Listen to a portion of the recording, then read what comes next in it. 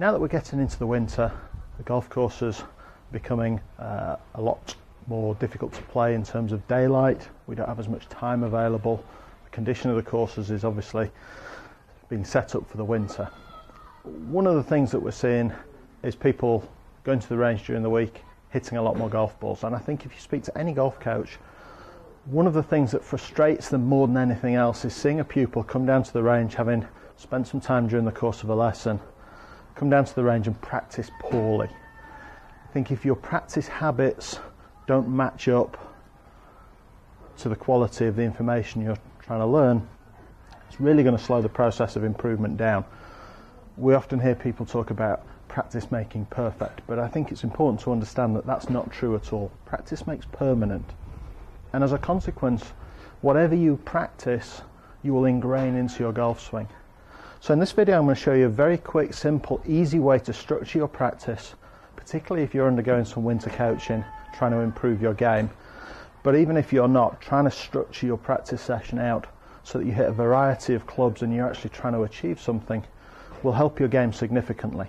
So you can see in front of me I've got some sets of balls laid out. Now I'm going to use this as a, if you like, a 50 ball practice session. In most golf course ranges or driving ranges will dispense golf balls in groups of 50.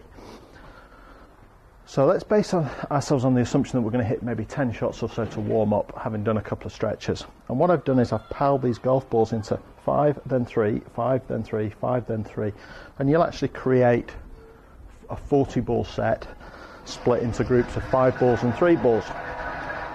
And the point of this is to get you to practice part of the time working at a technique and part of the time working in a more golf course environment. In other words, practicing the skill of hitting a shot. So what do I mean by that? Well, technical practice is about changing your swing mechanics. It's not necessarily about the outcome of the golf ball.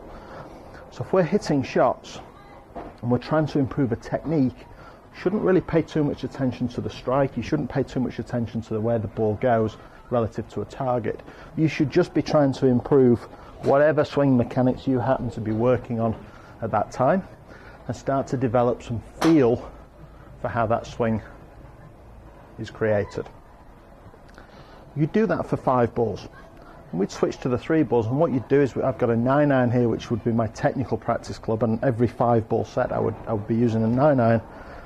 But once I get to 3-iron, I'd select a completely different club and I'd hit 3 shots, not thinking about the technique but picking a target, going through a routine, trying to hit the best shot I can relative to that target. I'd put that club back away, go back to my drill club, my 9-iron, and I'd hit another 5 working purely at the mechanics, working at whatever drills you might be learning or working on from your coaching sessions. Hit 5 shots, back to the bag, pull out a completely different club. Now I might hit 3 shots with, I've gone from 9-iron to hybrid, so now I'm going to hit 3 shots, again, as if I'm back out on the golf course, paying attention to the strike, paying attention to the target. And if you practice this way, you'll find that whatever changes you're making to your golf swing, whatever technical elements you're working on your golf swing, practicing with this structure gives you the best opportunity to build those changes into your natural golf swing in the shortest possible time. Change takes time in golf, and if you practice poorly, your rate of improvement will be a lot slower compared to somebody who practices with some structure. So let's just have a quick look and see how this goes. So a 5 ball set, I've got a mirror set up at the back of the bay, and what I might be working on, for instance, might be just working at setup, using the mirror to gauge my posture, set my posture correctly. Perhaps I'll be working on something, just the backswing swing plane, for instance, and I might be hitting some half, 3/4 shots, just working at trying to set the club in as good a position as I can. I'm not interested in the strike on the ball. I'm just trying to set as best posture, using the mirror for feedback, create ideal posture angles and balance, set the backswing plane, and hit another one. I might do that for 5 shots. What I'm then going to do is I'm going to go somewhere else in the bag. So here we've hit 5, now we go to 3, and I'm switching into an on-course mentality. I'm going to go through my pre-shot routine. I'm going to try not to use the mirror to help me this time.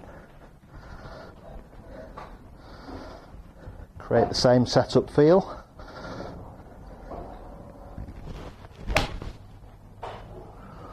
As good a backswing feel as I can create.